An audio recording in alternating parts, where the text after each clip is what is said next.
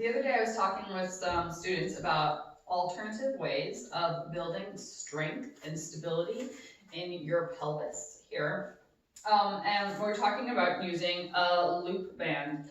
Now, there's a couple different kinds of loop bands out there. There's these kind of smaller, skinnier ones. And then, let's see if I can grab one of these guys here.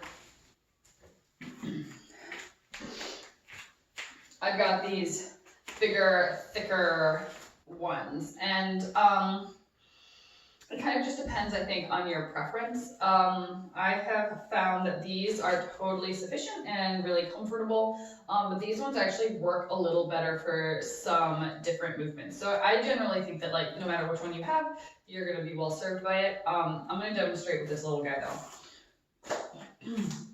So one of the things we talked about was doing monster walks as a way to stabilize your core and your pelvis. So I'm going to take this, I'm going to lean against the wall, take this strap and put one foot in it, and then put the other foot in it, right? And bring that strap just above my knees, okay?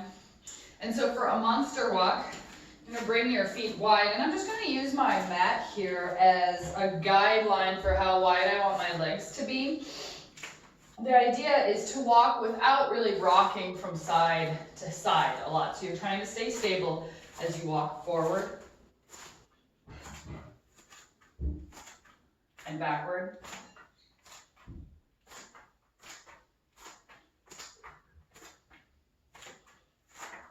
You can lift your arms up.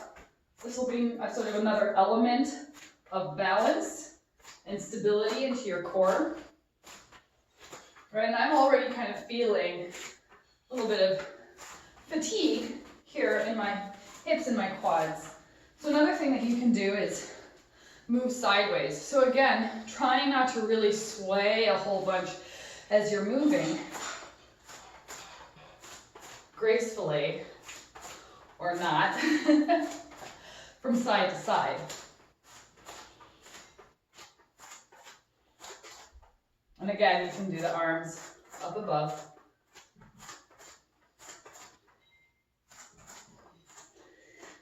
So while you're at it, after you've done a couple of those monster walks, you can do a few squats here. And the band is a good way to feel resistance on your legs. And the idea is to try and keep your knees going out to the side, right? The band's gonna wanna pull your knees in. So you gotta use the strength in the outside of your legs, your pelvis, your thighs here, to keep your knees moving out to the side. Yeah.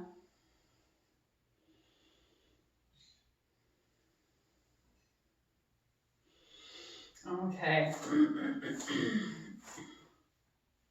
Another exercise to try is bringing that strap down around your ankles. Excuse me. Finding something to lean against, like a wall, perhaps, just to help with stability and balance, and lift one foot out behind you, right? So this is activating the muscles in the back of your leg. While you do this, try to gently hug your belly button in, or if you're pregnant and practicing these exercises, think about gently sinking your tailbone down in an action that scoops baby in, and kind of like you're hugging baby gently with your tummy. So doing that core engagement with your tummy is going to also help stabilize your core and keep your sacrum from getting all squirrely. Do it on the other side.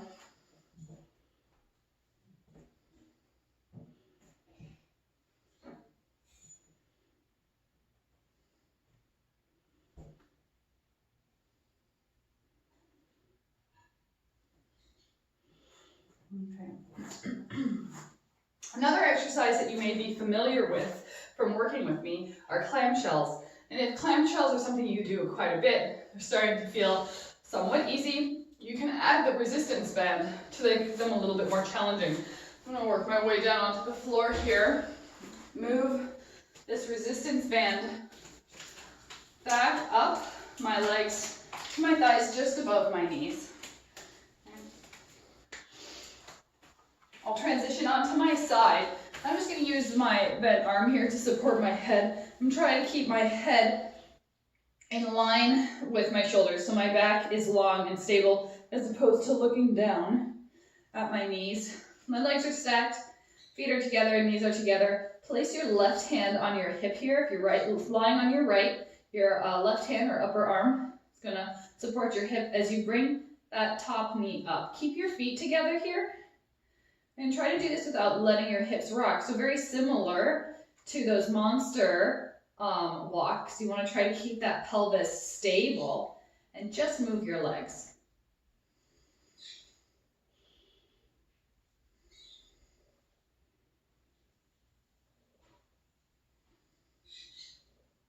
Now, if you like to practice coordinating your breath with your movement, you might try inhale to bring your knees apart, exhale to bring your knees together. Right? Inhale your knees apart, exhale your knees together. It doesn't really matter so long as you keep on breathing here. If you notice that you're a person that tends to really rush through these exercises, I really do recommend doing it with your breath. That's going to help you slow down and help you really get the benefit of the exercise. I'm going to turn around and do this on the other side, and you can see where I have my hand on my back here, right? This is it's my SI joint. It's right here where my sacrum meets the right side of my ilia. So I'll put my hand right there. Legs are stacked, knees stacked, feet stacked. As I inhale, I'll bring that knee up. Exhale to bring my knee down. Now, this is what it looks like to work with a stable pelvis, right? Something that it'll look more like this if your hips are rocking about. So notice how I've got a lot more range of motion here, but this really is not targeting the muscles that I'm trying to help you guys with. So keep that pelvis steady as you practice your clamshells.